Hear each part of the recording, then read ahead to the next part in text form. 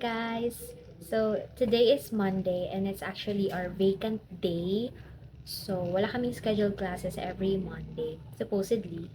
Pero let's see pa rin in the coming days kasi may mga prof talaga na lumilipat ng schedule if hindi sila available sa original schedule nila. And today, nag-decide ako na mag-video and gagamitin ko to as a prologue sa video na i-upload ko today.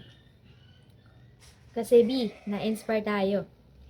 Na-inspire tayo sa ating fellow IE student sa PUP, si Gab, ang aking kapartner sa hosting event natin. Kasi nag-YouTube pala siya. So, as someone na nag-start na rin na mag-upload sa YouTube, sabi ko, ay, parang dapat mag-effort ka tayong mag-edit. And ayun, I decided na mag-video nga for my hosting Kinemberlu. Kaso nung nasa moment na ako, hindi na ako makapag-video. Very busy ang babae. Pero yung iba namang clips na mapapanood nyo later ay galing din kay Gab. So, shout out me. Actually, yung YouTube niya is Happy Maligaya. So, make sure to visit her guys as well. And ayun. So, ito na yung prologue, Pero pagpasensyahan nyo na yung mapapanood nyo mamaya kasi as in, hindi talaga ako nakapag-video na yung kakausapin ko kayo sa camera. Yun lang. So, reason why ako nag-video kasi ayun nga. With me and Gab, we talked about how taking videos can be something na we may look back into in the future kasi nakuhanan natin ang ganong klaseng mga memories. Ganon. So, ayun. Sige, try natin mag-effort, Mag-effort, mag-edit at mag-video. Ganon. And naisip ko na rin naman kasi, diba nga I've uploaded 3 videos na ba or 4, pero yung mga yon parang as in compilations lang and all. And hindi siya yung vlog talaga. Pero itatry natin, Kasi nga, naging inspirasyon si God. Hindi, tutularan natin. Napakasipag na bata. Imagine, first event niya as a freshman sa PUP. Nag-host agad siya. Sino ka dyan? So, ayun, enjoy watching guys. Ang daldal ko. Nag-vlog ako. Ay, nag-vlog ka? Oo nga. Pero ngayon lang yung kakasimula. Hello, vlog. Actually, gusto ko rin, nagpi-film din ako, pero Hindi mo siya pinapost? hindi ko siya pinapost. Lagi, very haggard ang... Kaya nga.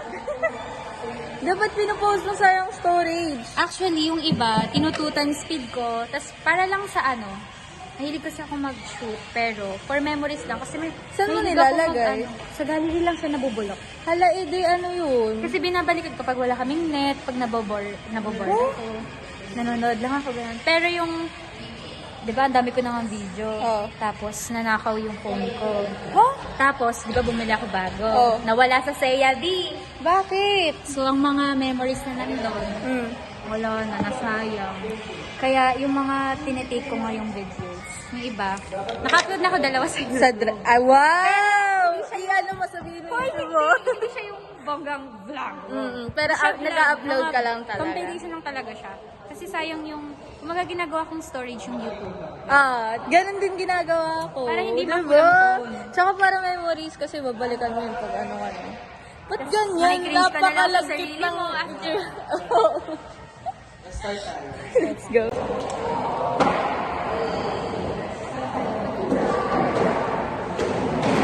As masisipag na girlies.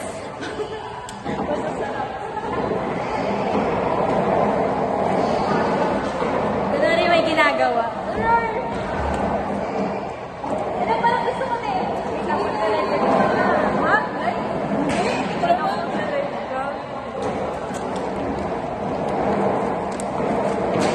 Ilang linaw naman ang camera mo. Maputla. Dito kasi, ayun na sa atin ang ilaw. Grabe, kitang-kita ang texture ng mukha.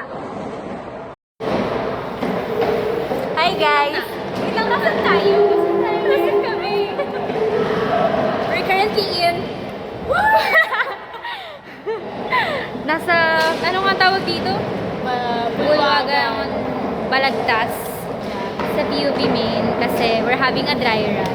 Ay, hindi pa pala we're having. Mamaya pa. Mamaya pa. Pero nag-practice. Hindi ko alam kung saan natin. Pero this is the venue For Freshie Orient. We're gonna welcome our first year students. Uy!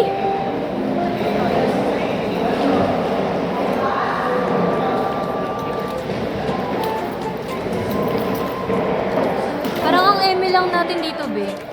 parang wala tayong kwenta doon. Kami ang design. As Disney princess. Oo nga.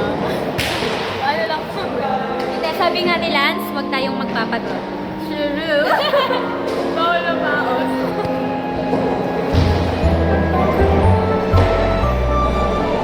How are you feeling, Captain? So far, di ko pa nararamdaman yung kaba. Nakikinig si Baby. So far, di ko pa nararamdaman yung kaba. Baka bukas pa. Pero ang ganda ng venue natin. I'm feeling na tayo na. Dala mo yung dress mo. Feel ko. Hindi. No, ikaw na lang hala. Hala, nakakahiya.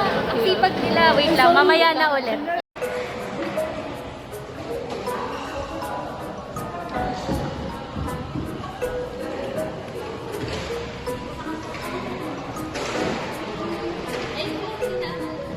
Nomo. Ay! Sama kami. Ako yung iiyak ako.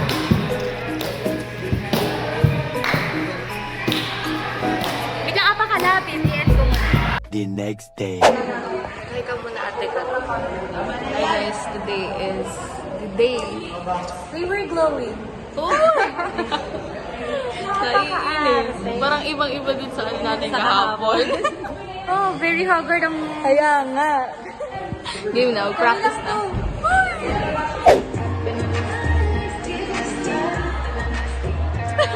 Sila ko yung iPad dito. Kanino ito kay Kuya Lars?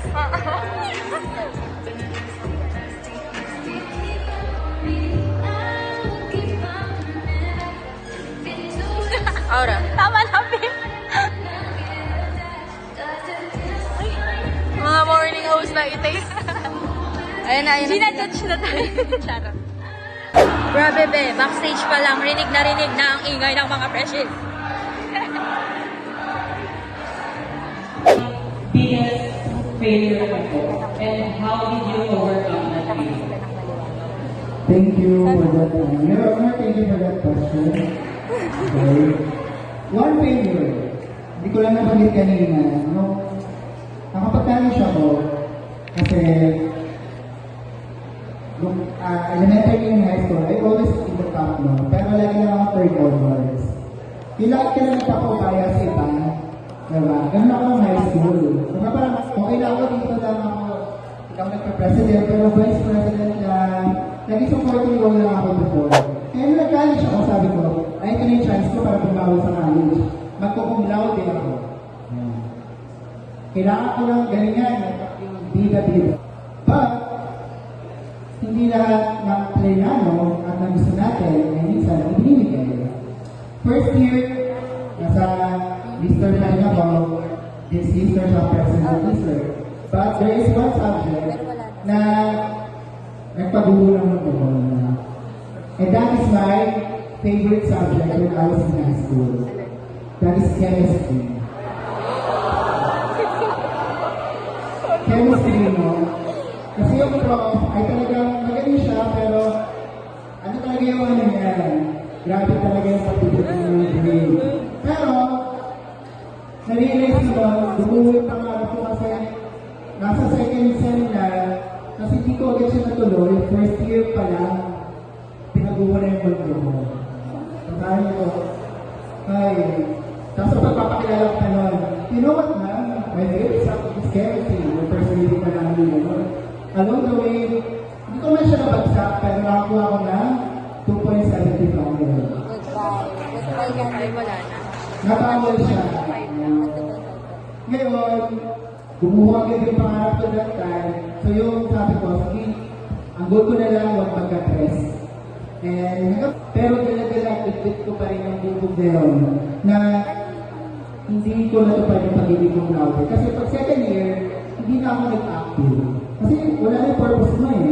Ba't ko pagagalingan? I think graduate na lang ako.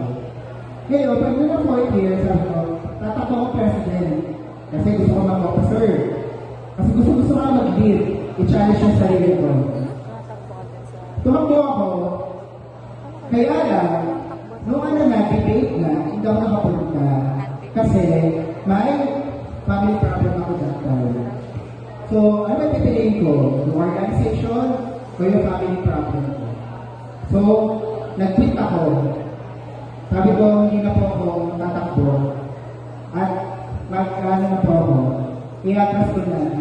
So, mas pinili ko na yung family problem kasi I need to finance myself on my last year sa PUP. Kasi PUP year kami na 5 years pa year kami.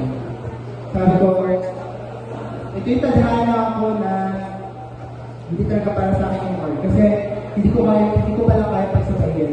So, nag-focus ako to finance myself, nag-part-time ako, nag-working student ako para lang makatapos ng pag-aaral. So, sinatabi ko yung sarili kong goal. Yung goal ko nung high school, nag-fail siya na nag-college ako.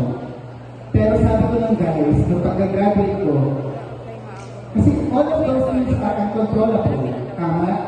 Sabi ko lang, pag ako nagkatrabaho, gagawin ko lahat, mag-excel ako sa trabaho. Doon ko papatunayan na kaya ko rin mag-excel. At yun yung napatunayan ko. First job, I got my first award. First tulog, I got my first outstanding faculty award. Sabi ko noon, sa mga estudyante ko na ngayon, at sasabihin ko sa inyo, kung mag-fail man kayo sa simbang paaralan at sa loob ng classroom, hindi ibig sabihin na mag-fail kayo pagdating at paglabas nyo ng classroom at paglabas nyo ng school.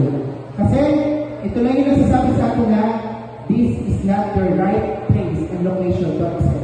But you have the right place and location to excel outside the school. So, hindi ito katapusan naman to kung mag-fail kayo ngayon, pero baka pagdating ng panahon, may right place para sa iyo para ma-achieve mo yun at more than what you aim for. So, yun yung nangyari sa akin. I excel both in academy and industry. Thank you. Thank you so much to our incredible resource speaker, Engineer Ruel M. Juan. We are grateful for your insights and guidance on this journey po. And to express our appreciation, we have a special certificate to present. We would like to invite over our Freshman Orientation Executive Committee to present the certificate and proceed with a photo opportunity. Waiting for them, allow me to read the citation. Certificate of Appreciation. This certificate is hereby awarded to Engineer Ruel M. Juan in recognition of their valuable contribution, insights, and dedication to advancing knowledge as the motivational speaker on the topic, My Journey into Industrial Engineering, Why I Chose This Path, in the recently finished Freshie Oreo 2024 with the theme P International Airlines and Off the Beginning. Given this 28th day of September 2024 at the PUP Bulwagang Balagtas 4th floor Ninoy Aquino Library, PUP Main Campus, Anonas, Santa Mesa, Manila, Philippines. Wait lang, bago ka pala mag-proceed, i-acknowledge mo na yung mga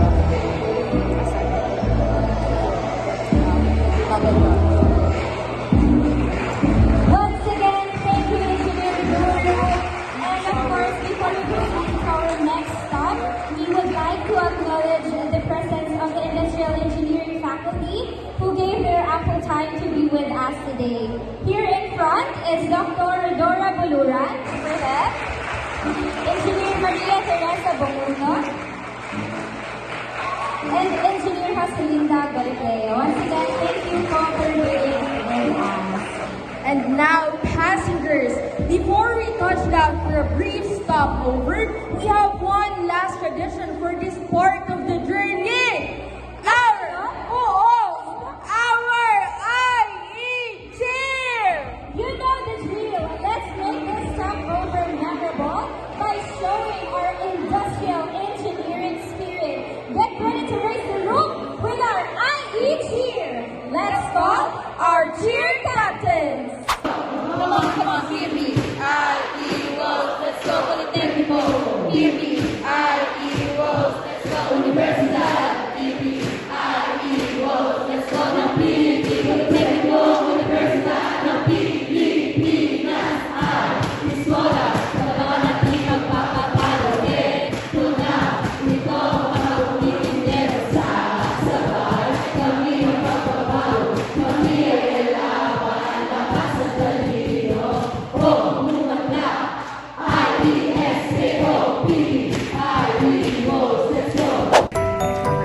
Di ba sabi mo dito kumakain ng chocolate? Ano sagot mo sa sex or chocolate?